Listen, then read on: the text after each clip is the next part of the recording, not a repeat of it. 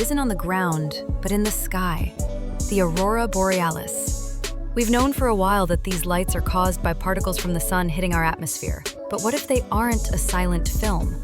For centuries, indigenous stories and eyewitnesses have reported strange sounds during intense auroras, faint crackles, hisses, and claps.